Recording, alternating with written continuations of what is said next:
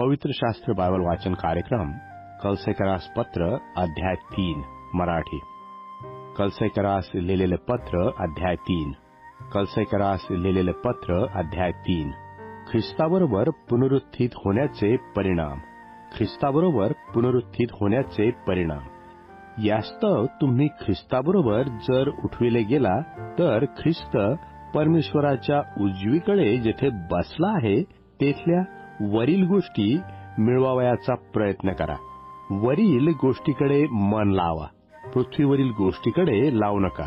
कारण तुम्ही मृत झाला आणि तुमचे जीवन ख्रिस्ताबरोबर परमेश्वरामध्ये गुप्त ठेवलेले आहे. आपले जीवन जो ख्रिस्त तो प्रगट होईल तेव्हा तुम्हीही त्याचबरोबर गौरवात प्रगट व्हाल. तर पृथ्वीवरील तुमचे अवयव जीवे मारा, म्हणजे जार कर्म, अमंगळपणा, कामवासना, कुवासना व लोभ ह्याला मूर्तिपूजा म्हणावे, यास जीवे मारा. यामुळे परमेश्वराचा कोप आज्ञाभंगाच्या पुत्रावर होतो. तुम्ही पूर्वी या वासनात जगत होता तेव्हा त्यामध्ये तुम्हीही वागत होता. परंतु आता क्रोध, संताप, दुष्टपणा, मुखाने निंदा व शिवीगाळ करणे ही सर्व आपणापासून दूर करा.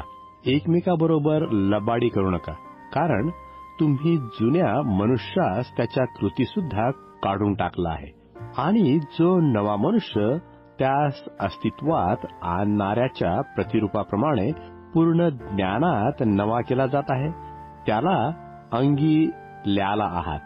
यात हेलनी व यहुदी, सुनता व बेसुनता, बर्बर व कुस्ती, दास व स्वतंत्र हे नाही, तर ख्रिस्त सर्व काही आणि सर्वात आहे.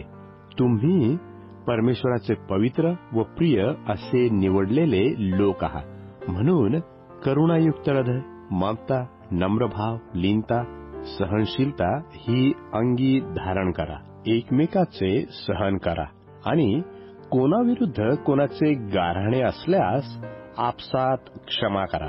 प्रभूने तुम्हाला क्षमा केली तशी तुम्हीही करा. पूर्णता करणारे बंधन, अशी जी प्रीती ती या सर्वावर अंगी धारण करा. ख्रिस्ताची शांती तुमच्या अंतःकरणात राज्य करो. तीचकरिता तुम्हाला एक शरीर असे पाचारण्यात आले आहे आणि तुम्ही कृतज्ञ आहात. ख्रिस्ताचे वचन तुम्हामध्ये सर्व ज्ञानाने भरपूर राहो. स्तोत्रे व गीते व आध्यात्मिक स्तवने यांनी परस्परास शिकवण द्या व बोध करा. आपल्या अंतःकरणात परमेश्वराला कृपेच्या प्रेरणेने गीते गा आणि बोलणे किंवा करणे जे काही तुम्ही करता ते सर्व प्रभू येशूच्या नावाने करा आणि त्याच्याद्वारे परमेश्वर जो पिता त्याचे उपकार स्मरण करा. ख्रिस्ती मनुष्याचे गृहजीवन. ख्रिस्ती मनुष्याचे गृहजीवन. बायकांनो, जसे प्रभूमध्ये उचित आहे त्याप्रमाणे तुम्ही आपापल्या नवऱ्याच्या अधीन असा. नवऱ्यांनो, तुम्ही आपापल्या बायकोवर प्रीती करा व तीचबरोबर निष्ठुरतेने वागू नका.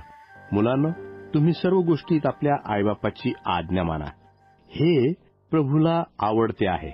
बापांनो, तुम्ही आपल्या मुलांना चिडवू नका. चिडवाल तर ते खिन्न होतील.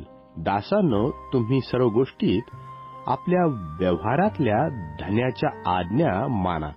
मनुष्यास संतोषविणाऱ्या नोकरासारखे तोंड देखल्या चाकरीने नका, तर सालस मनाने प्रभूची भीती बाळगून त्याला माना.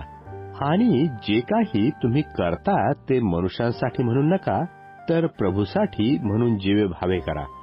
प्रभूपासून वतनरूप प्रतिफळ तुम्हास मिळेल हे तुम्हास माहीत आहे. प्रभू ख्रिस्त याची चाकरी करा. अन्याय करणाऱ्याने केलेला अन्याय त्याचकडे परत येईल. पक्षपात होणार नाही.